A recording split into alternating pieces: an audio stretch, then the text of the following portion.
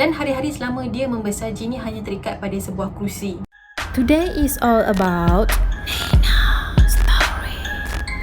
Korang jangan lupa like dan subscribe tau. Hey guys, it's me Nina and welcome back to Nina Story. Sorry guys sebab aku baru sempat buat video pada minggu ni, disebabkan minggu lepas aku dah plan sebenarnya nak buat video baru untuk korang, tapi ya, kita hanya mampu merancang, Allah yang tentukan, right? Ya, disebabkan minggu lepas aku tak berapa sihat, aku demam, aku gastrik, and then minggu ni lah aku baru sempat buat video baru untuk korang dan aku harap korang sukalah. Sebelum ni aku pernah cerita beberapa kes tentang anak perempuan yang dikurung. Yang pertama, ayah dia kurung dia di sebuah bilik di bawah tanah sampaikan mak dia pun tak tahu yang anak dia kena kurung. Dan kes yang kedua pula tentang 3 orang perempuan yang diculik selama berpuluh tahun di dalam sebuah rumah sehinggakan rumah tersebut telah dikaburkan oleh Google Maps. So pada korang yang belum lagi tengok video tu, aku suggestkan kepada korang untuk pergi tengok dan aku akan letakkan link dekat bawah. Cerita pada kali ni tak ada beza sangat dengan cerita-cerita tadi, yang mana budak perempuan ni telah dikurung oleh ayah dia sejak dia masih kecil ataupun dia masih baby lagi, sehingga kan dia ni terbantuk tumbesaran dan tak jadi macam kanak-kanak normal yang lain. Dia ni telah membesar di dalam sebuah bilik gelap selama 13 tahun, sehingga kan budak ni dia tak pandai bercakap. So without wasting any time, let's get started.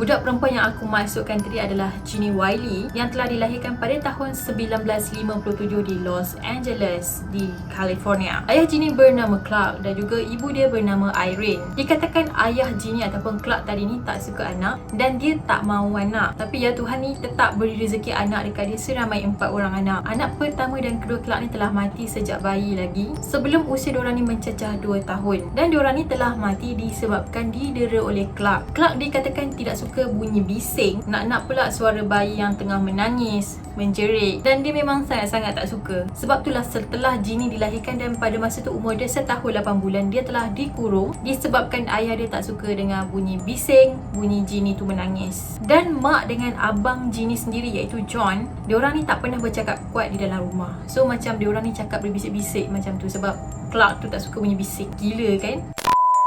Dan selain tu, Clark ni juga tak bagi isteri dia dengan anak dia yang John tadi tu untuk bercakap dengan Genie. Selama 13 tahun Genie membesar, Genie tak pernah bercakap dengan siapa-siapa. Dan sebab tu jugalah bila Genie tak bercakap dengan orang dan dia pun tak pernah dengar bunyi-bunyi perkataan yang mana bila mak dengan abang dia bercakap kan diorang cakap senyap-senyap, macam diorang cakap berbisik. Sebab itulah Genie ni tak boleh bercakap sebab dia tak pernah dengar bunyi-bunyi perkataan dalam hidup dia. Dan hari-hari selama dia membesar, Genie hanya terikat pada sebuah kerusi, yang mana Genie akan diikat oleh ayah dia dengan menggunakan kain. So dia akan diikat kat kerusi dan selama 13 tahun tu lah dia membesar dekat kerusi itu. Kalau Genie menangis sebab lapar ataupun takut, ayah dia akan datang pukul dia dengan menggunakan kayu. Lama-lama Genie ni jadi takut untuk bersuara sebab dia takut kena pukul. Jadi bila dia rasa lapar ataupun dia takut, dia akan buat bunyi lain selain mengeluarkan suara dia, iaitu dia akan heret kerusi dia ataupun dia akan jatuhkan barang-barang dia. Tapi dia tetap juga kena pukul dengan ayah dia sebab ya, ayah dia sangat-sangat sensitif dengan bunyi bising.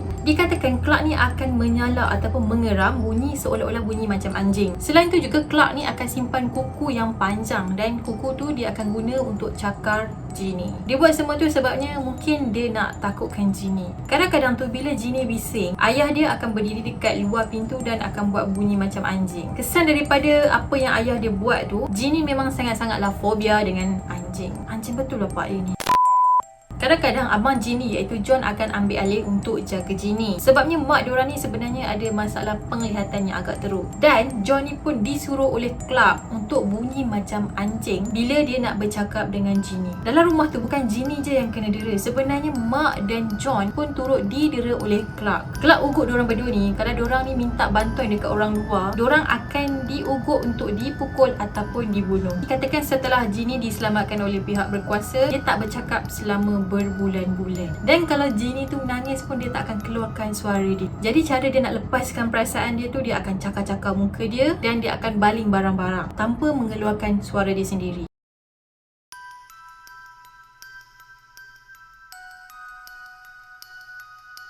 Ketika usia Ginny sudah mencecah 13 tahun, dia telah dibawa lari oleh mak dia. Macam aku cakap tadi, mak Ginny ni sebenarnya ada masalah mata yang sangat-sangat teruk. Jadi bila mak Ginny nak bawa Ginny ke hospital untuk dapatkan rawatan, mak dia ni dah tersalah masuk bangunan. Dia tak masuk hospital, dia pergi ke sebuah bangunan pusat khidmat masyarakat. Jadi pekerja yang ada kat situ tu rasa pelik dengan keadaan Ginny. Jadi diorang pun tanyalah tentang Ginny dekat mak Ginny tadi. So Irene ni pun ceritalah sikit tentang anak dia, yang membuatkan diorang ni sangat-sangat terkejut bila diorang ingat yang budak tadi tu umur 7 tahun, sedangkan umur Ginny pada masa tu dah 13 tahun.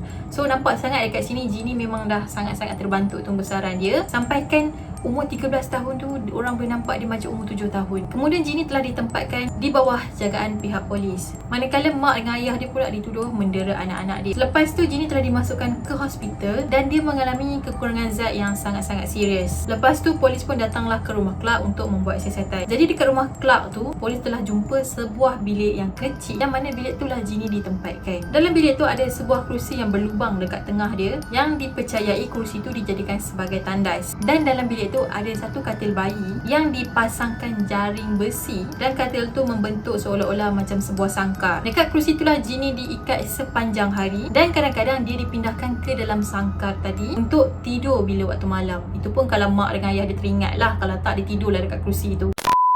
Clark ni jahit satu kain, dan kain ni digunakan untuk ikat Ginny dekat kerusi tu. Kesan daripada kena ikat tu, Ginny tak boleh berdiri secara tegak sebab dia kurang bergerak. Selain tu juga dia tak boleh lompat ataupun berlari secara normal. Dan masa Ginny diselamatkan, dia tak boleh jalan macam orang biasa. Kemudian Ginny telah diajar untuk bercakap oleh pengkaji bahasa. Lama-lama Ginny boleh bercakap, cuma dia bercakap tak menggunakan ayat yang penuh. Dan ada satu terjemahan dari satu transkrip. Dan dalam transkrip tu Ginny mengatakan bahawa ayah pukul tangan, kayu besar, Ginny nangis, pukul muka, ludah, ayah marah, ayah dah mati. Dan perkataan-perkataan tu tadi sebenarnya Ginny describe keadaan dia masa dia kena kurung dekat bilik yang gelap tu.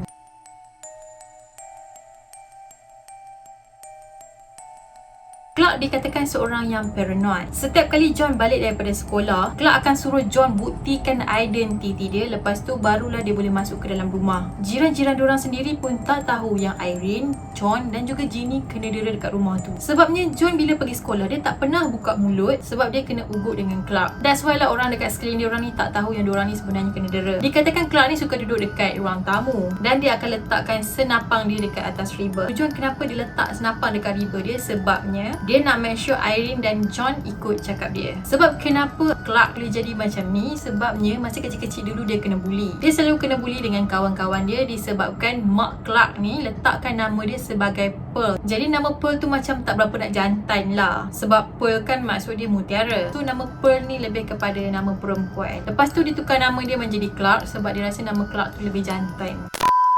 Masa dia kecil, sebenarnya mak Clark ni adalah seorang pelacur, dan diorang ni sebenarnya jarang berjumpa. Dan sebab tu jugalah Clark ni telah dibesarkan di rumah anak yatim piatu sampailah dia besar. Lepas dia kahwin dengan Irene, dia telah dikurniakan 2 orang anak, iaitu sebelum John dan juga Ginny. Maksudnya ada 2 orang lagi anak dia, yang pertama dengan kedua. John anak ketiga, Ginny anak yang keempat. Anak pertama dia mati disebabkan kesejukan, sebabnya Clark tak tahan dengar bunyi anak pertama dia menangis. Lepas tu dia bungkus anak pertama dia tu dengan selimut dan diletakkan dekat dalam garaj. Anak kedua pula mati disebabkan tercekik dengan hingus sendiri. Dan anak pertama dengan kedua ni memang mati masa baby lagi lah. Manakala John pula, iaitu anak orang yang ketiga, tak membesar dengan cara yang baik. Disebabkan John ni tak dijaga dengan baik oleh Clark dan juga Irene, mak Clark ni ambil keputusan untuk ambil John dan jaga dia. Sampailah umur John ni 6 tahun. Suatu hari nenek dia telah mati disebabkan kemalangan, yang mana nenek dia ni kena langgar dengan lori masa nenek dia nak beli aiskrim. Dan lepas tu John telah dijaga kembali oleh Clark.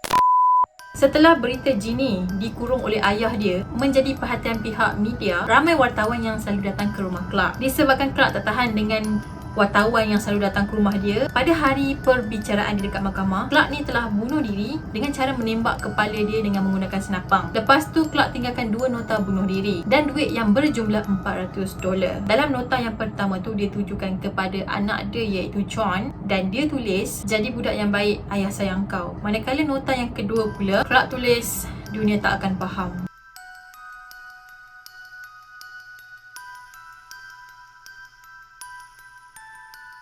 Setelah Genie diselamatkan, dia telah dijaga oleh keluarga angkat dia. Tetapi dia selalu bertukar keluarga angkat. Maksudnya lepas keluarga angkat ni jaga dia, lepas tu ada keluarga angkat lain pula ambil dia. Dan Genie juga dijadikan bahan eksperimen oleh saintis-saintis yang nak tahu tentang perkembangan dia. Masa Genie berusia 18 tahun, mak Genie dah boleh nampak lepas dia menjalani rawatan. So Genie ni nak duduk dengan mak dia. Jadi Irene pun jagalah Genie. Tapi disebabkan kadang-kadang Genie agak agresif dan perbuatan dia agak di luar kawalan, so mak dia ni tak mampu untuk jaga Genie. Jadi dia diletakkan balik di bawah program anak angkat dan berharap ada keluarga angkat yang boleh menjaga Genie. Menurut laporan, dikatakan Genie mengalami masalah kemurungan dan dia suka menyendiri. Pada tahun 2003, mak Genie ataupun Irene ni telah pun mati. Manakala abang dia pula John dah lama tinggalkan family dia dan dia mati pada tahun 2011. Sampai tahun 2016 dikatakan Genie masih hidup dan dia telah dijaga oleh kerajaan California. Okay guys, apa pendapat korang tentang cerita ni? Disebabkan Clark tu pernah kena bully dari kecil dan kemudian efek tu bawa dia sampai ke besar, sampaikan dia sanggup dera anak bini dia, ada yang anak dia sampai mati, sampaikan Genie tu terbantuk tumbuh besaran. Please komen kat bawah apa perasaan korang bila korang dengar cerita ni. And that's it for today, dan aku harap korang suka dengan video aku. Pada korang yang belum lagi subscribe channel aku, jangan lupa untuk subscribe, like, komen dan share video ni. Dan jangan lupa juga untuk follow aku dekat Instagram dan juga Twitter. Dan kita akan jumpa lagi pada video yang akan datang.